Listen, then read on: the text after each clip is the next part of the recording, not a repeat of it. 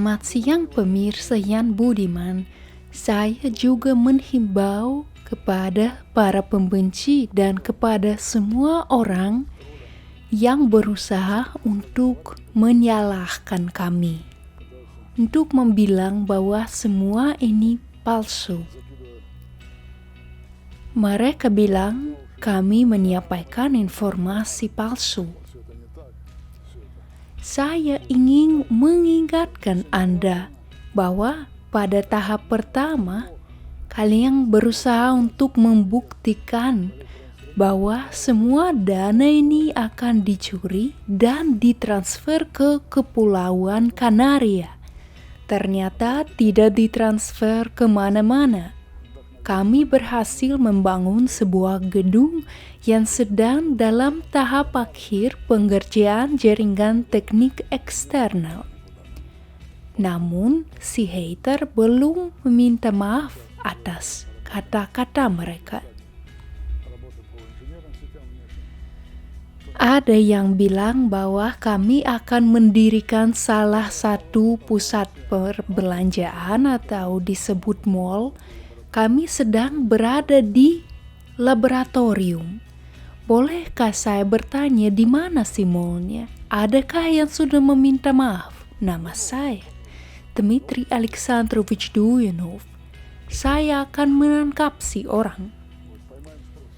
Soalnya sangat mudah untuk menemukan saya. Nama lengkap serta lokasi saya telah diketahui. Meski hater menggunakan nama panggilan saja. Tong kosong nyaring bunyinya. Jika Anda salah, maka Anda harus meminta maaf. Kalian seperti orang jahat yang bersembunyi di balik nama panggilan, yang malu untuk mengakui apa yang mereka lakukan dalam hidup. Begitu juga kalian. Sekarang mereka bilang 400 Hz, 200 Hz. Oke, jadi apa selanjutnya? Setidaknya bisa dijelaskan kalau di dunia penerbangan ada mesin 400 Hz.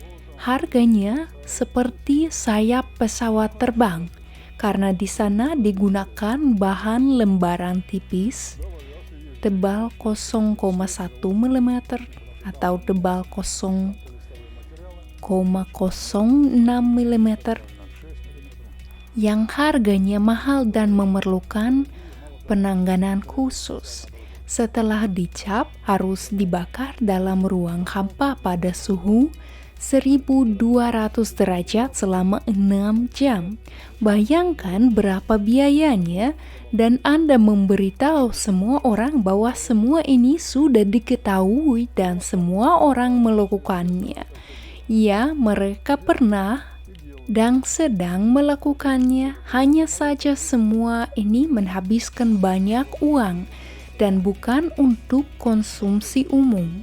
Karena kandungan nikelnya tinggi dan seluruh nikel yang diproduksi di Rusia tidak cukup bahkan untuk 1/10 kebutuhan produksi bahan listrik. Oleh karena itu, tidak perlu menipu orang lain, karena kalau Anda sendiri yang mau ditipu, silakan, itu urusan Anda. Jika ini masalahnya, maka mesin desain industri umum ini akan diproduksi menggunakan teknologi yang berbeda sejak lama. Argumen Anda selanjutnya, jika diperlukan, maka produsen di seluruh dunia pasti sudah merilisnya sejak lama. Nah, jika kita berbicara tentang seluruh dunia, mulailah dari diri Anda sendiri. Bayangkan Anda bekerja di suatu perusahaan. Datanglah ke direktur umum dan katakan, "Pak, saya menemukan hal seperti itu." Dia pasti tidak akan tertarik dengan hal ini karena si Pak adalah pekerja upahan yang sama seperti Anda, karena ada pemiliknya dan pemiliknya membutuhkan keuntungan dari perusahaannya. Dia tidak membutuhkan inovasi Anda yang ini, sama seperti atasan Anda. Gaji Anda tidak bergantung padanya. Oleh karena itu, meskipun ada beberapa keputusan, semua orang diam. Tidak ada yang membutuhkannya. Dan di sini misalnya ada mesin yang dijual oleh perusahaan Rusia buatan China dan manajer penjualan ada di Rusia. Dan layanan juga berlokasi di sini. Motor ini bagus karena memiliki kontrol input yang baik. Karena itu, mesin ini memiliki keunggulan, tetapi semuanya dibuat menggunakan teknologi Soviet. Dan di China juga menggunakan teknologi Soviet. Dan tidak ada yang akan mengubah apapun. Karena skema produksi ini sudah diuji, ia berfungsi. Mengapa harus mengubah sesuatu? Mengapa Tiongkok perlu memodernisasinya? Tidak ada yang membutuhkannya. Ini adalah alasan nomor 1.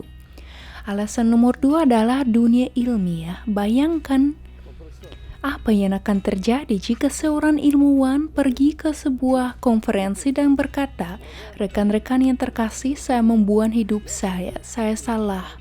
Karena saya melakukan hal yang salah sehingga saya harus berhenti kerja. Mari kita lakukan hal yang lain. Dapatkah Anda membayangkan situasi seperti itu? Saya tidak berpikir ada orang yang akan melakukannya. Sekarang mereka banyak berbicara tentang Tesla yang hebat, tetapi mereka melupakan Morgan. Mengapa? Karena Morgan berada di belakang Tesla. Morgan membiayainya Tesla. Dia menolak untuk kerjasama dengan orang lain karena sudah memiliki perjanjian dengan Morgan. Kalau begitu, ayo kita gunakan nama Anda. Akhirnya, Morgan memilih proyek yang paling efektif dan Nikola Tesla meninggal dalam kemiskinan. Begitu pula dengan Einstein yang hebat dan jenius. Jika ada yang membaca dan melihat hak patennya, dia selalu memiliki yang disebut double patent, yaitu dengan orang lain. Misalnya Einstein, Anschutz. Katakan pada saya, para ilmuwan yang hebat, mengapa kita mengambil 380 volt, 50 Hz, dan dengan bantuan pengatur frekuensi kita meluruskannya, mendapatkan arus searah dan mengubahnya lagi jadi 50 Hz. Tergantung karakteristik overclockingnya, mungkin maksimal 60 Hz.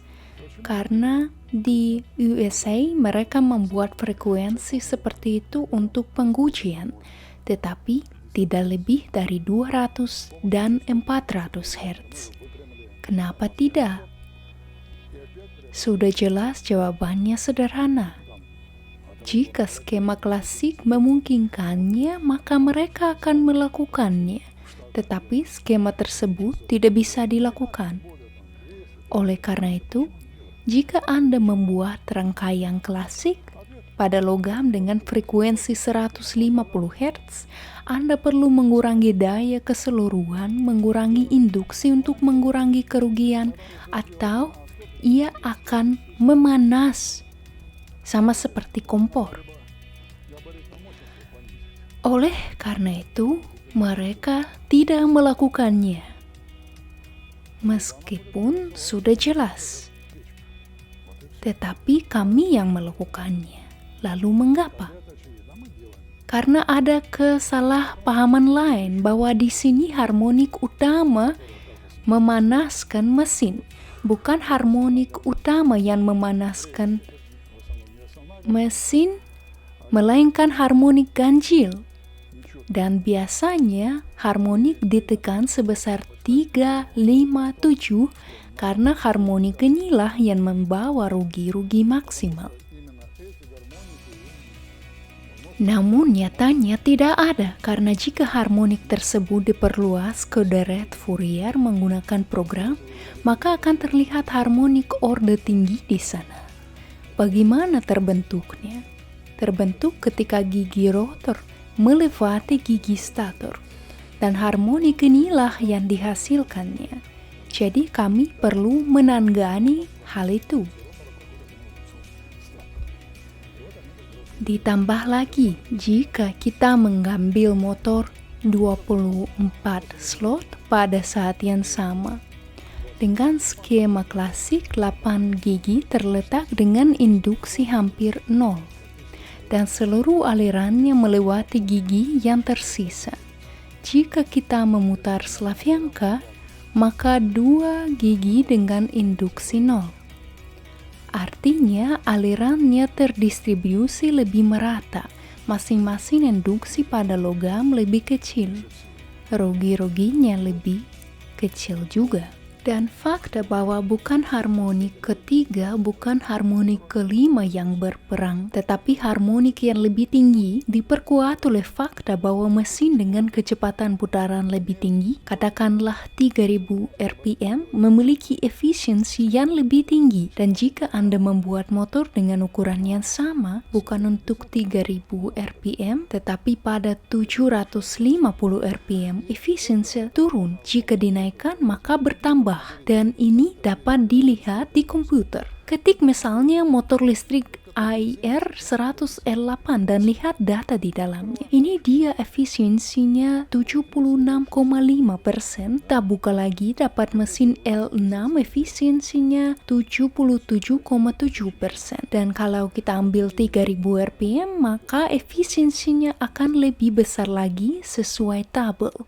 Jika semua ini dibandingkan, maka kesimpulannya adalah kami perlu meningkatkan kecepatan mesin serta frekuensi arus. Berikut mesin di depan Anda semuanya AIR 100L8 donor dengan ciri-ciri yang saya tunjukkan. Hal yang paling menarik adalah jika kita mengambil donor L6 dan L8, keduanya seringkali dijalankan pada perangkat keras yang sama dengan geometri yang sama untuk mengurangi biaya produksi dan tidak mengkonfigurasi ulang mesin di sejumlah perusahaan. Tetapi ini sangat jarang terjadi. Mengapa? Karena L8 memiliki bagian belakang yang lebih tipis dibandingkan dengan L6 karena aliran yang didistribusikan di sana berbeda. Apa yang bisa dibuat dari hal ini? Jadi kami mengambil mesin AIR 100L8 dan melilit Slavyanka di dalamnya. Ini L6. Apa yang kami dapatkan sebagai hasilnya? Dan kami punya satu hal sederhana. Sekarang ada mesin serupa di stand. Orang-orang mematikannya agar tidak mengeluarkan suara sebelum melanjutkan ke tahap pengujian lainnya. Kami mendapat data sederhana tentangnya, tidak banyak perbedaan. Apa bedanya dengan L6 klasik? Jika melihat spesifikasi teknisnya, L6 klasik memiliki torsi terukur 22,4 Nm. Mesin yang sama memiliki torsi penggenal 26 Nm. Mesin klasik memiliki torsi awal 42,56 Nm dan yang diperbarui memiliki 63 Nm yang berbeda sebesar 50%. Kalau dilihat momen kritisnya maksimal adalah 2,2. Kita ambil 22,4 nanometer dan dikalikan dengan 2,2, kita mendapatkan 49,28 Nm dan mesin ini memiliki 66,3 Nm. Hal ini menunjukkan apa? Ya, tidak apa-apa, mesinnya bagus, karakteristiknya stabil. Atau menunjukkan hal lain, mesin klasik memiliki daya keluaran 2,2 kW, serta yang ini 2,6 kW.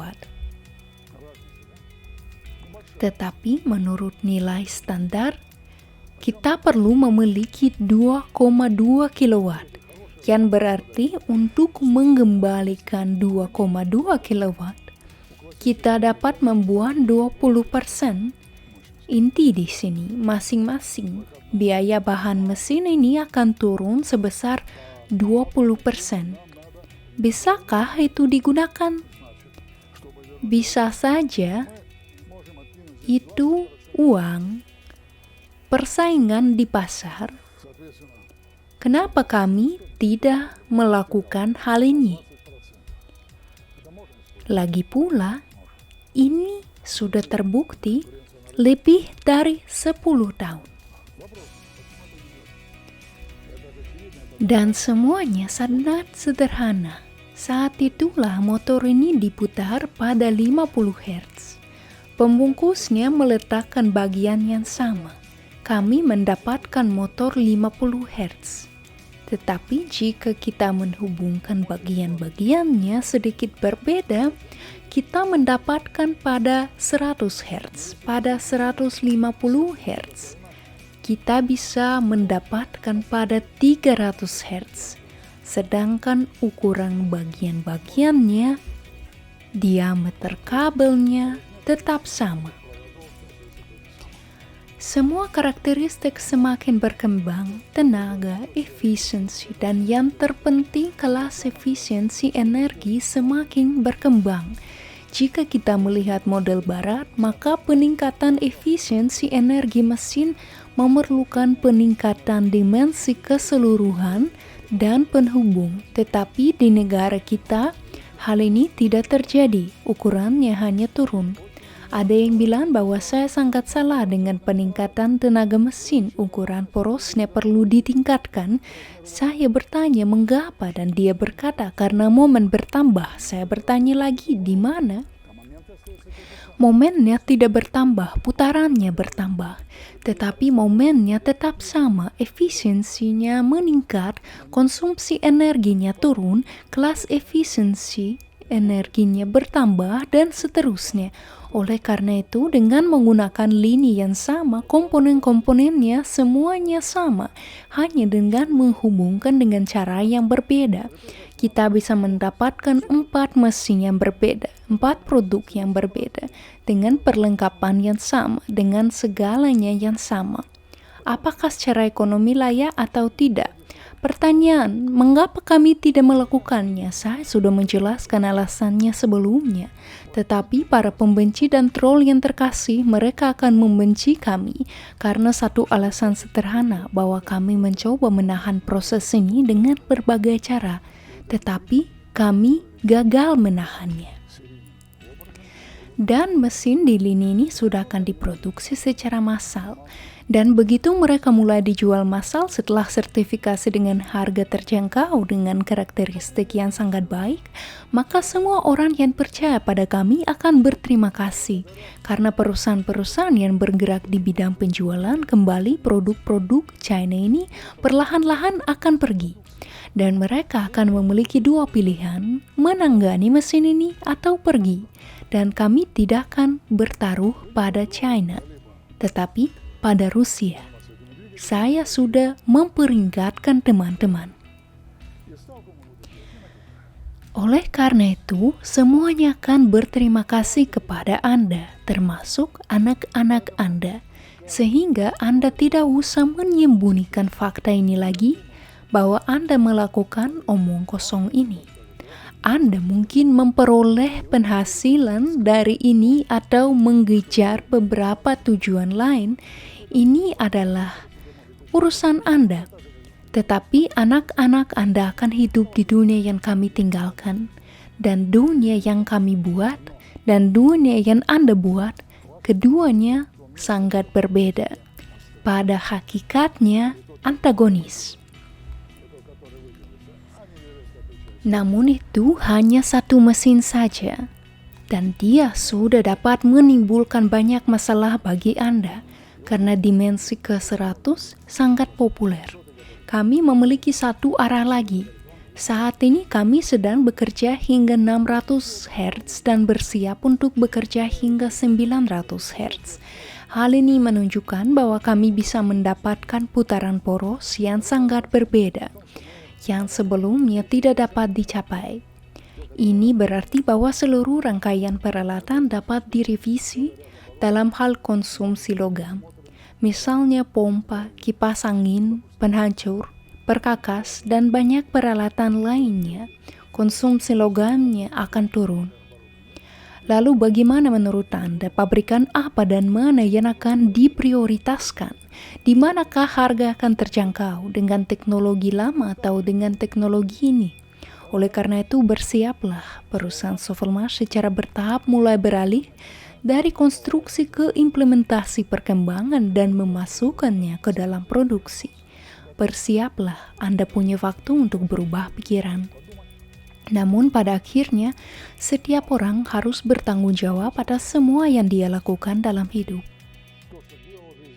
Orang-orang yang terlibat dalam proses penarikan investasi yang mempromosikan proyek, menyediakan informasi di media, mereka telah melakukan pekerjaan mereka dengan baik. Serta orang lain yang terlibat dalam peliputan proyek lainnya, saya tidak pernah membiarkan diri saya menghina proyek lain atau mengatakan bahwa proyek tersebut buruk karena saya bukan ahli dalam proyek tersebut. Terlebih lagi, spesialis palsu selalu menimbulkan ironi. Ada yang menggunakan mesin China biasa dan kemudian bilang itu mesin yang diproduksi oleh Viktor Arestov. Tetapi Viktor tidak ada hubungannya dengan mesin ini. Pakar seperti itu tidak mengetahui program atau metode penelitian. Mereka pasti tidak tahu cara untuk melaksanakannya dan bagaimana cara memilih sampel. Namun, orang seperti itu tetap berani menjudge kami. Dan ini sama sekali tidak bagus. Nah, teman-teman, ini adalah mesin kami. Siapapun yang meragukan karakteristiknya, datanglah ke kami dan kami akan memeriksanya.